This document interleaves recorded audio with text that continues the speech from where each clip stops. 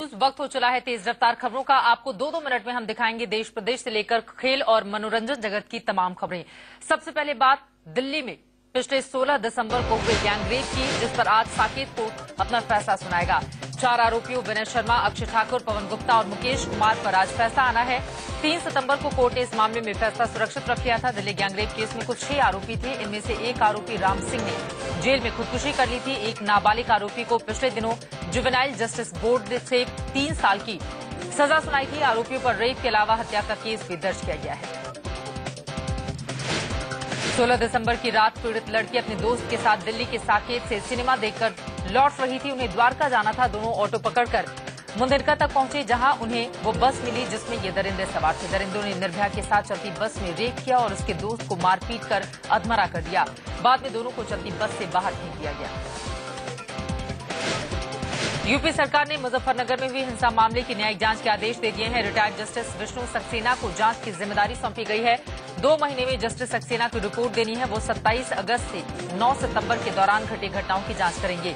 UP के मुजफ्फरनगर की हिंसा में अब तक 31 लोगों की मौत हो चुकी है। 2 गुटों में हुए हिंसक संघर्ष के बाद से मौत का आंकड़ा बढ़ता जा रहा है। इस मामले में अब तक 90 लोगों को गिरफ्तार किया गया है। जयपुर में आज नरेंद्र मोदी की रैली होनी है। इस रैली का आयोजन स्वराज संकल्प यात्रा के समापन के मौके पर किया जा रहा है। बीजेपी को उम्मीद है कि मोदी के इस रैली के बाद पार्टी के पक्ष में चुनावी माहौल बनेगा। मोदी की जयपुर रैली में अल्पसंख्यकों को भारी तादाद में बुलाने का मिशन रखा गया है। खबर यह भी है कि मुस्लिमों को, पुरुषों को टोपी और महिलाओं को बुर्का पहनकर रैली में आने को कहा गया है। ये ड्रेस कोड इसलिए रखा गया है ताकि दावा किया जा सके कि मोदी को मुस्लिमों का भी साथ है। बीजेपी की ओर से पीएम कैंडिडेट के लिए नरेंद्र मोदी की ताजपोशी तय हो गई है। आडवाणी के आशीर्वाद से मोदी के नाम का ऐलान होगा। खबर है कि संघ ने मोदी के नाम के लिए आडवाणी को राजी कर लिया है। संघ और राजनाथ ने मिलकर इसका ब्लूप्रिंट तैयार किया है। देश की बात खबरें महाराष्ट्र की। मुंबई के सिद्धिविनायक मंदिर में भव्य आरती के साथ ही धूमधाम से गणेशोत्सव की शुरुआत हुई। इस आरती में हिस्सा लेने को हजारों की तादाद में भक्त मंदिर में पहुंचे थे। सलमान खान के घर में बप्पा पधारे हैं। हर साल की तरह इस साल भी सलमान के घर में बप्पा का जोरदार स्वागत हुआ। सलमान खान ने पूरे परिवार समेत भगवान गणेश की आरती। अभिनेता नाना पाटेकर भी हर साल की तरह पूरे विधि विधान के साथ विघ्नहर्ता को अपने घर लेकर आए। नाना पाटेकर के घर पर हर साल इसी तरह धूमधाम के साथ गणपति विराजते हैं। जाने माने संगीतकार बप्पी लहरी के घर भी बप्पा पधारे हैं। बप्पी लहरी गणपति के बड़े भक्त हैं और हर साल अपने घर में गणपति की पूजा धूमधाम से करते हैं। मुंबई के छोटे बड़े हर सितारों के घर गणेश चतुर्थी की धूम देखने को मिल रही है। विवादों में रहने वाली राखी सावंत के घर भी गजानन पधारे हैं। महाराष्ट्रीयन कपड़ों में सजी राखी सावंत ने विघ्नहर्ता की पूजा की और फिर अपने अंदाज में जमकर खुशी भी मनाई। अभिनेता जितेंद्र चेंबूर के ऐसे गणपति पंडाल में पहुंचे जिसका नाम छोटा राजन है। यहां जितेंद्र के गणपति के दर्शन किए और आधे घंटे तक रुके रहे। अभिनेता ऋषि कपूर भी बप्पा को अपने घर लेकर आए हैं। कार में बप्पा की मूर्ति के साथ आगे बैठे ऋषि कैमरे में कैद हुए तो घर पर उनकी पत्नी नीतू सिंह बप्पा की अगवानी में जुटी दिखाई दी। स्वर्गीय राज कपूर ने इस परंपरा को शुरू किया था, तब से ये लगातार जारी है। महाराष्ट्र के सीएम पृथ्वीराज चव्हाण ने अपने घर में भगवान गणेश की पूजा अर्चना की। गणेश चतुर्थी के इस खास मौके पर उन्होंने गणपति बप्पा से लोक कल्याण की कामना की।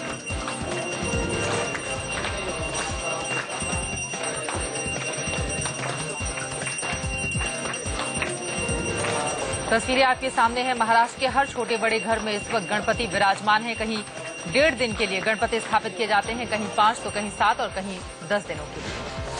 आगे बढ़ते हुए अब अंतर्राष्ट्रीय खबरें। अमेरिका ने सीरिया मामले में रूस के दिए गए प्रस्ताव पर संशय जताया है। रूस ने सीरिया से कहा था कि अमेरिकी सैन्य हमले से बचने के लिए उसे अपने रासायनिक हथियारों के जखीरे को अंतर्राष्ट्रीय नियंत्रण में रखकर तबाह कर देना चाहिए।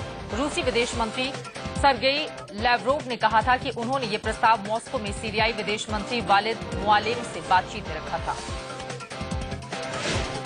अमेरिकी विदेश मंत्री जॉन कैरी ने कहा है कि सीरिया के खिलाफ सैन्य कार्रवाई के लिए कई देश उनके साथ हैं। इसके लिए अमेरिका को काफी समर्थन मिल रहा है। जॉन कैरी के मुताबिक दुनिया नरसंहार की मूक दर्शक नहीं बनी रह सकती। सीरिया पर अपने नागरिकों के खिलाफ रासायनिक हथियारों के इस्तेमाल का आरोप है।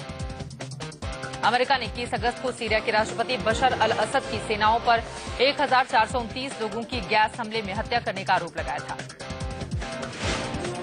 अफगानिस्तान में भारतीय लेखिका सुष्मिता बैनर्जी की हत्या के सिलसिले में 2 लोगों को गिरफ्तार किया गया है। तालिबान से बच निकलने की अपनी चर्चित कहानी को डायरी की शक्ल में लिखने वाली सुष्मिता बैनर्जी की संदिग्ध चरमपंथियों ने पिछले गुरुवार को हत्या कर दी थी। पुलिस के मुताबिक गिरफ्तार किए गए लोग कुख्यात हक्कानी चरमपंथी नेटवर्क के सदस्य थे।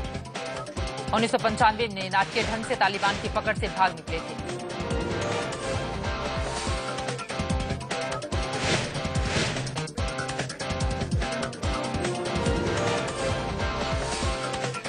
और ये तस्वीरें आप देख पा रहे हैं चीन की शुआंगजुआंग की, जहां पर स्कूल के सामने भीषण हादसा हुआ, धमाका हुआ और उसके बाद वहां पर अफरा तफरी का आलम पैदा हो गया।